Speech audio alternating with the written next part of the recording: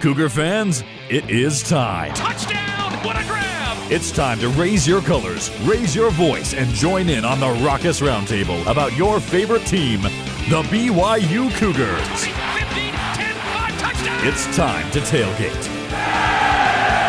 Cougar Tailgate, where BYU sports fandom lives. And here's your host, Lauren McClain. What's up, Cougar Nation? I'm Lauren McClain, and we're here to tailgate with you, doing what we do best, talking all things BYU Cougars. BYU Football takes on the SUU Thunderbirds in Week 2, following the first defensive shutout in 9 years, but a lackluster offensive effort against Sam Houston in Week 1. For today's roundtable discussion, we have BYUtv sports producer Hema Heimuli and coordinating producer for BYU Sports Nation, Ben Bagley. Thanks for joining me, gentlemen. Malo lele. What does that mean? Saipe. Hey. Are we doing what language was that? A little bit of tonguing for you. Oh, Ben, how do you know Tonga? That's the real question. That's about the extent of my knowledge. It was convincing, though. It was very convincing. There was a lot to take in after last week's 14-0 win against Sam Houston, and I think we all went through a myriad of emotions. Our first topic we'll discuss is what worried us most from Week 1, but what did you see that gets you excited for Week 2?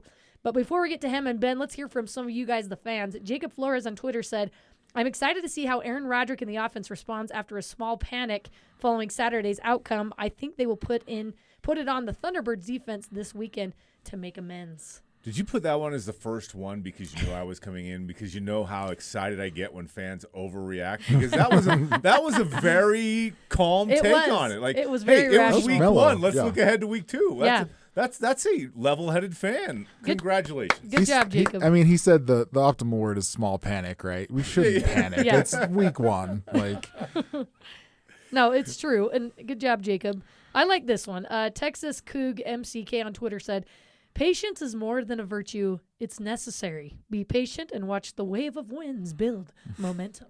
That was very poetic. Yeah, good job. When did BYU fans become level-headed? I don't know. This is new. We like this. It's because we're part of the Power 5 now. We got a Power 5 mentality. Yes, you got to have a Power 5 mentality. That explains the Texans being so poetic now. It might be. At Jesse J. Cottom, worried me the most was lack of offensive performance in the first half. I'm excited for our defense and the linebacker/corners along with our punter. At Dallin, getting to see the people and getting the free shirts and to see us win. That's what gets him most excited about the SUU game. At Kimi Palau, please, I am hoping that we won't feel the same again how we felt in Game 1 with our offense. Can't get more first downs and our QB1 and RB1. We want to see tremendous changes and vibes this weekend against SUU and so on. Pretty level-headed, I would say, for the most part. Yeah, I don't know how big of we're going to get to this, but just if you're expecting leaps and bounds from Game 1 to Game 2, are they my leaps or are they Superman leaps? Because there's two various levels of leapage there. Right. And you'll probably see a progression, but I don't think you're going to see Superman leaping buildings in single bounds here. So. Well, let's begin with your guys' opinions. Hema, let's start with you. What worried you most coming out of Week 1, but what gets you most excited going into Week 2? Not necessarily worries. I mean, you look at the offensive side of the ball and it's almost all brand new, right? So I knew there was going to be some setbacks. That first score early made me feel like, oh, maybe we do have our stuff together. But then as the game went on, you see the hiccups that are expected in a first week game. And so I wouldn't say worried necessarily. I do hope to see some improvement within the next couple games before, Big 12 play. But that's my opinion on the offensive side of the ball. The defensive side I thought was phenomenal, and I thought I saw everything that I wanted to see out of a Jay Hill defense, this season. So, which was surprising. I mean, it's surprising to get what you want. Yeah. I feel like that's what everyone wanted to see, but you still don't know with a brand new defense, and it was very satisfying to see what Jay Hill brought. Look at you using the vernacular of this generation. It was very satisfying to see. But I think the defense is by far and away the most exciting thing that has Cougar Nation excited going forward. And I'm not breaking any new ground here, but the offense. But the one particular part of the offense that worries me is just that run game and is the offensive line getting the push? Because if you're Yeah. not getting a push against Sam Houston. Now, by the way, Sam Houston had some ballers, Yeah. but they weren't to the level that BYU is going to face all year round. Right. Now, it's going to be a little bit of a step back against SUU, but I've got to see that offensive line get push and the running backs be able to find holes, not in the third and fourth quarter, but first and second quarter as well against SUU.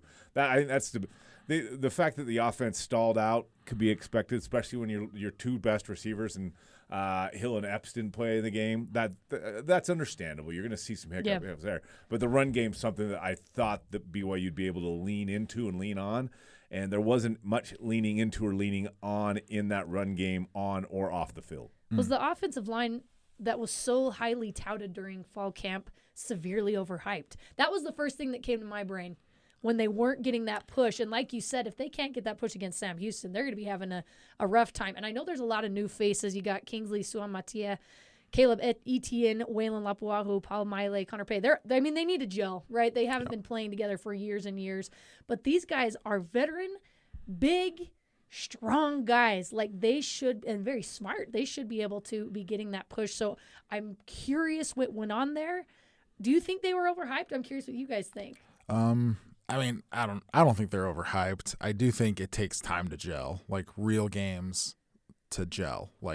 And so I think it's going to take another game or maybe two for them to really click. But I do the coaches show, and we had Paul Maile on the show on Tuesday night, and he was even he said we'll do better, we need to do better. But Of course. I didn't sense any sort of panic or anything like that in the way he delivered that description. So I think, I still need to reserve my judgment for another game before I actually say they're overhyped. But yeah, time will tell. Well, and frankly, if they come out against SUU and totally dominate, don't buy into that either. Right. I mean, I want to see Arkansas. I want to see Kansas. Yep. I want to see those games before I'm starting to. Do I need to buy stock or sell stock in the BYU offensive line? Yeah, Arkansas for me is the line. That's where we figure out who they are and what they are. These first two games will be just kind of them feeling out what they do best and how to gel together as a team. And I'm wondering if we overhyped the defense. I'm hoping not. But, I mean, Sam Houston had a brand-new offense too, right? So, I mean, they're coming out. They're not going to be doing very well. They're trying to figure their stuff out. So, of course, BYU, being the better team, is going to come out and have a stellar performance against them. So I'm hoping also, I think we need to have realistic expectations, not only for the offense, but also on the defensive side. Are you short selling the team that is leading the nation in scoring defense? I mean, Lauren, come on. Ben. 0 points on the year. They're hype that son of a gun. We're winning the national Let's championship. go. Also, I do have to say, Ryan Rico is a weapon for BYU. I know people as long as he's kicking numbers. I know. Hey, Kalani said we might still see it later on in the season. I hope so. Oh boy. I think he's going to give. I don't think that's going to happen. I think he's going to give the defense so many chances this season with that strong leg, and I think it takes some pressure off both sides of the ball to know you have a guy like that. That definitely is a weapon. I thought Greg Wrubell had one of my favorite calls of the game on the broadcast with him and Hans Olsen on the radio broadcast, where it was I think it was Rico's third or fourth punt, and it was one of those where they were backed up inside their own 25, and Greg Wrubell says, "Once again, Ryan Rico with plenty of field to work with the punt to deliver a booming punt." And he did. And the crowd goes wild once again because that's the only thing they can cheer about. It's a double-edged sword, man. Yeah. You like to see Ryan Rico booming those punts, Right. but then you're like, he's kind of punting too much. Let Rico cook, baby. Yeah. All aboard the Rico train. Here's some of the offensive stats from the game. Keaton Slovis, 20 for 33, 144 yards and 2 rushing touchdowns. LJ Martin, 16 carries, 91 rush yards. Darius Lassiter, 4 catches for 43 yards. And Chase Roberts, 5 catches for 42 yards. What were some of the positives you guys took away from the offense performance? Let's start with Ben. I think the positives, LJ Martin, obviously. Although I think everybody's putting stock into what we saw at LJ, and I think that is a little bit of an overreaction coming out of game one. A lot of his yards came in the third or fourth quarter. And frankly, I'm not taking anything away because he did look good, but you're in the third or fourth quarter against a team that's making that transition up from FCS to FBS. So how much of that is you finally wore him down? There's a question mark there, but I'm not taking away because LJ took his opportunity and capitalize on it. That's great because now that running back group looks deeper, and that's what you want to see there. I think that's a positive. I think the fact that the receivers were able to make some plays. I mean, they didn't make a lot of plays, but without Epps and Hill, I think that's nice to know that there is depth at the receiving core, and the fact that I think this is a really kind of maybe this is an illusion. Maybe I don't know. I'm looking too deep. The fact that even with the offensive struggling, Keaton Slovis seemed to have a grasp and control of what was going on the field. Even though things weren't going well, he never lost his composure. I mean, he still was that what you'd expect out of what is he, a 10th year quarterback? This ain't his first rodeo. This ain't his first rodeo. I think that's important to see from your quarterback when things are going wrong. Yeah. Hema, what do you think? I think Ben brings up a good point with Keaton Slovis. Like, it's easy to, if you're not running the ball well and you're forced to throw a lot more, you start to force balls into places that they shouldn't be, resulting in a bunch of picks and things like that. Yeah. And we didn't see that from Keaton. Which is fantastic. Now, again, it's first game. Can't really take too much away from either, side of both the positives and the negatives. But the fact that they were, able to still put up 2 touchdowns, during a lackluster performance is, not bad. I don't think it's concerning yet. Right, and we'll see. Only time will tell. I really like the strong start. I think they came out of that first drive and did exactly what they needed to do. It was fun seeing Keaton rush for the first time ever in his career, have a rushing touchdown. I think he's a little quicker than I thought he was going to be. Yeah. Like, watching him run, I was like, getting my binoculars. Was that Keaton running? Wow, all right. He's got a little pep in his step. There were way too many penalties, and I wonder how different the score would have been had they played a little bit cleaner. Because it was kind of, they had a great first drive, and then penalty. And of course that's going to take a toll on how you're playing, and everyone's trying to, gel with each other. So that's got to be frustrating to get so many penalties and keep that momentum going. I agree. Obviously, LJ Martin was the bright spot in the offense. He looks so poised for a freshman, just like he'd been doing it for years. And I'm excited to see how he progresses throughout the season. But I still really want to see Aiden Robbins and Deion Smith get their chance to shine. I think it was kind of I felt bad for them a little bit after the game, didn't you? A little bit. But Kalani said, in the post game, he's like, we just kind of rode the hot hand, and that's kind of what you do with the running back room. Whoever can get it done that day gets a bunch of snaps in a row. But I agree. I think Aiden Robbins, I think a big, strong back needs a lot more time to adjust to this offense. And I'm hoping to see a lot more carries from him this next game.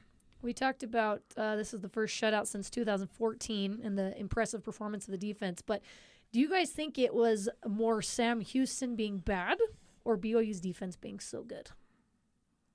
Ben, let's start with you. I'm going to go BYU's defense. Sam Houston, they had some – I mean, we're talking on tiers here, but for who they are, I thought that they had some really good players on that team, and I thought that they were doing really good things. I just think that defense is there's some holes on that defense. I think there's some worry and some inexperience at safety. I would like to see just a little bit more from the defensive line, but the linebackers, the cornerbacks, you mentioned that at the start of the show, I think they had a fantastic game, and I think that's I think the excitement surrounding the defense is legit. I think I don't think you need to temper it too much. Yeah. Especially based off of past experiences. I think it's something that as a BYU fan you can and should be excited about. Yep, I agree. BYU did a really good job. I think, considering, first couple weeks of the season, they're going to run a lot of basic stuff, right? Even the defensive side. And so the defense showed a lot of what they're capable of doing without Micah Harper. That was for me the biggest question mark. And so I think the defense just played phenomenal. And I don't know if you remember, that was a wild first week of football, including the Colorado. Yeah. And Shedeur Sanders from Colorado, someone asked him, what's the difference between FCS, FBS, and Division 1 and 2? And he's like, there's not much different except for the line. The line, huh? The line is where you see the biggest discrepancies. But he's talent wise in skill positions, they're pretty close.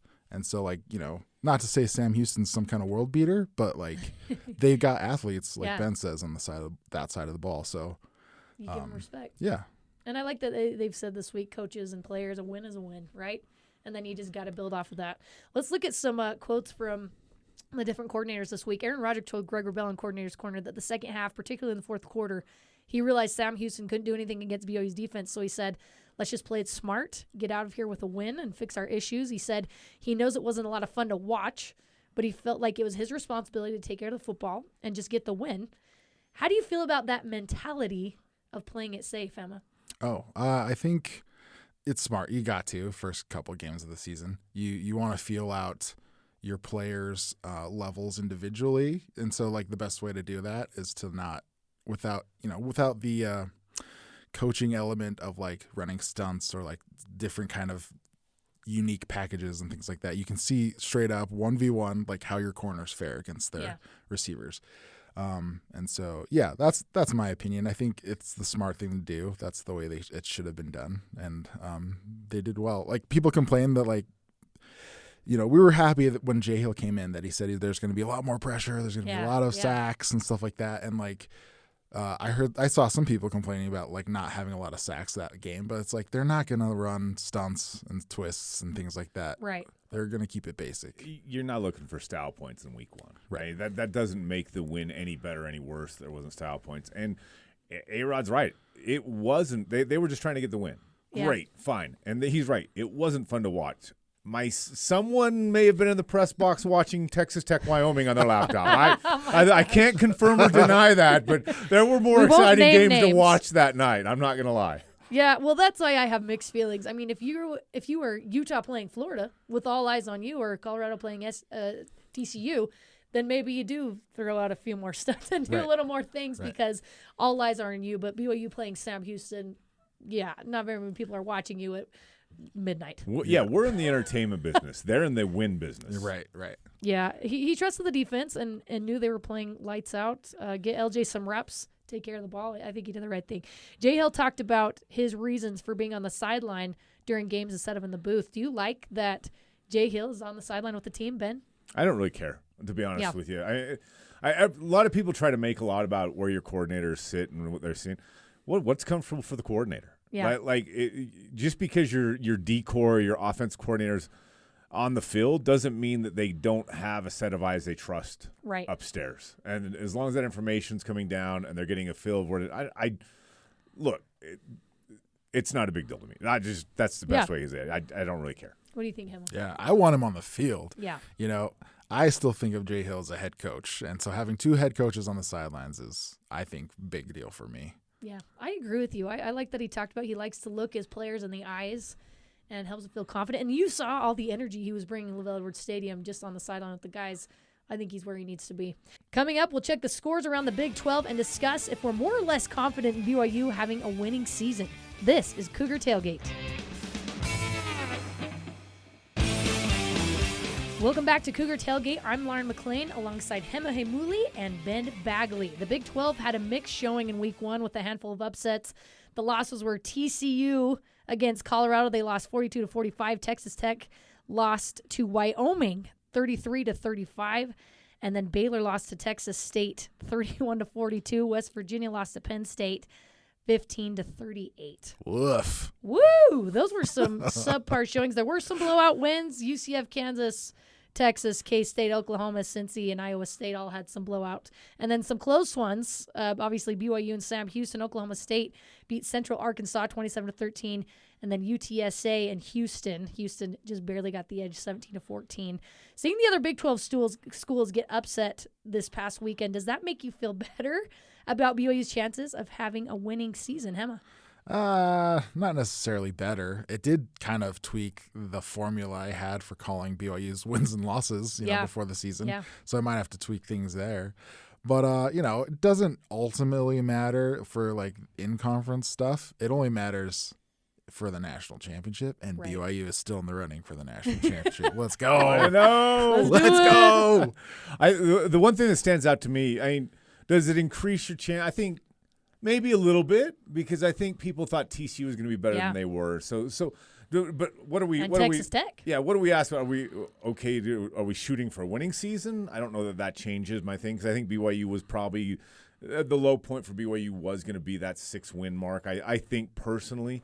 But what's the interesting thing that jumped out to me? 7 Big 12 teams scored 35 or more points, and one of those was in a loss.